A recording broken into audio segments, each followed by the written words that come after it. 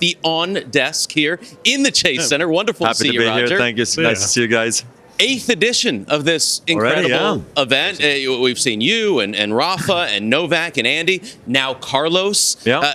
Who would have known that we would have gone from one legendary group to another? True. What do you make of the current dominance of Alcaraz and Jannik Sinner on tour? I mean, I think we all knew that they were going to be good, that they were maybe going to be great, most likely, but we didn't expect, I think, this kind of dominance right out of the gates. You know, it's really impressive, I must admit, and it's amazing for the game. I think that they play back-to-back finals against each other with, what was it, the French, Wimby, Cincy, US, and I mean, this is the biggest stages in our sport that we have. So, I mean, they've made a name for themselves, and now obviously it begs the next question: who's going to be the next guy? We know that Novak's doing what he's doing. I mean, he's on a legendary career already. But you know, who's going to be the next guy who wants to join that elite group? And it's going to be hard, and it's going to take some time. And it's the question also: how long can they keep doing this? Because it's not easy. I mean, I've been there; it's hard, and they're making it look very easy. So really, really impressive. We saw one candidate for who's going to be next last night. Guy with blonde hair. He was pretty good, but he also took this seriously. Carlos Alcaraz did, and it strikes me, why do you think players care so much at this event? Why are they so bought in?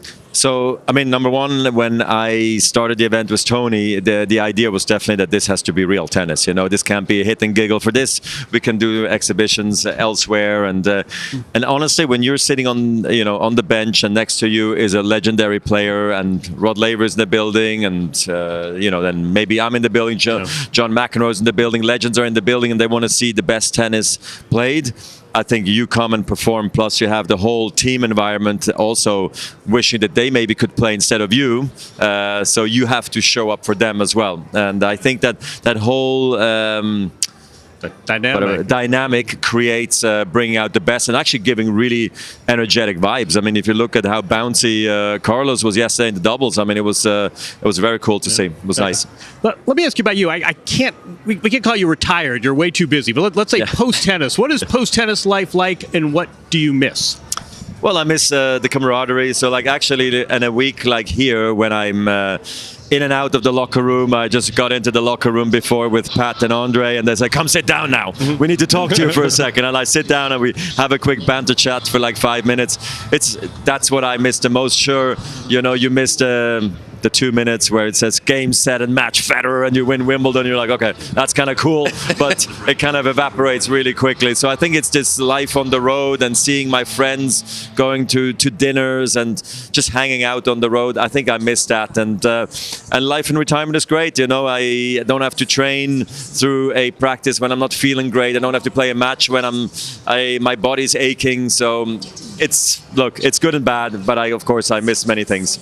You talk about game, set, match Federer. We were talking to Tony Gotzik, your longtime agent, yesterday, and he mentioned that you all have discussed a potential tour with Rafa coming up. So when could we maybe see that, and what do you envision? Well, I mean, I did see Rafa at his academy, this year. We went to play golf together. It was great fun. He plays great golf, by the way, and he runs an amazing academy. All my 4 kids were there for a week, and they had a blast. So credit to him and his academy, and we've always been talking about playing exos together, also down the road when we're retired or not. We always enjoy our company, or for a good cause, raise money and stuff like that. And I think maybe like actually a legacy piece that hopefully this is here shining a light on the people who've come before us. Maybe also there could be like a Fadal tour or something where we bring in the legends back and we get them back on a tennis court and we have a great time.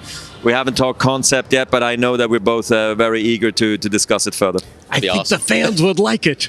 Rafa's not been playing a lot of tennis from what I gather. What about you? We've seen pictures of you and the Stanford team. Didn't exactly let yourself go in post-tennis? I mean, I'm trying to be in good shape, and I played a ton of golf. I know we talked about that a little bit. That was also the time to give my knee a good rest, and now I'm trying to play like 2-3 times a week, get back on the court, and also play some points and all that, just to get the feel for it. And the good thing is I've always served. Every time I go on court with my children, I try to hit some serves because that thing gets really rusty quickly. But I must say, I think I'm actually feeling pretty good. I'm really happy 3 years later that my body is still as good as it is, and I think now I can really start feeling the benefits of having given it a break, because the first couple of years right after retirement was tough.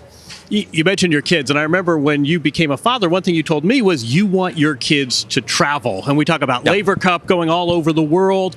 Why is being a citizen of the globe so important to you? I don't know. Look, I feel I've had some of the most incredible memories of mine come from travels, meeting our friends and people and new foods and cultures and you name it out there, and learn from history and all that stuff. So it's taught me and Mirka a lot, who's also traveled for the last 30 plus years. So that we are able to do it with the children is actually a privilege. They'll all be in Shanghai, in a couple of weeks as well, and we'll travel Japan again as well, like we did a couple of years ago, because we had such a good time. It's been a big request by the kids if we could go back there, so we're doing it. And then, of course, we spend enough time in Switzerland as well, but we're really trying to go to places either we've never been to or we had a blast already in the past. But it's really just to also show the kids life and not having dad always run to a practice or a future match. And we actually just had 2 amazing trips to the field as well, for the Roger Federer Foundation. And that was amazing that we could do it all together finally. We were in Lesotho and in South Africa the last year and a half. It was fantastic. Oh, what a beautiful education. Yeah, it is. Great. Around the world. San Francisco, another spectacular city that you have brought this event to. How would you characterize the evolution of the Laver Cup right now? So clearly the goal was to play in places that maybe doesn't get to see tennis so often. So I think we did that here in San Francisco, same for Berlin, same for Vancouver. Obviously, we're going back to London, where they see tons of tennis, but Europe, is for big arenas. It's not so easy to find like here in North America or around the world.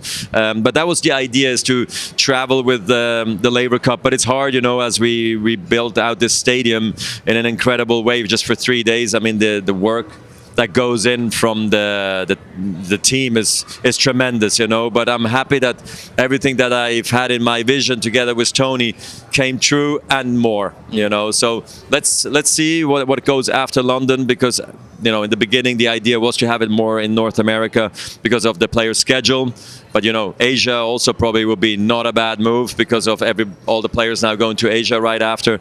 I mean, I would go to South America if imagine this in South America with Joao on the team or something. Oh my God! That'd be sick. Anyway, look, we unfortunately only have one Laver Cup once a year, but a lot of thoughts, and I'm happy that a lot of cities are already wanting to have the Laver Cup in their place now, which was not obviously the case in the beginning.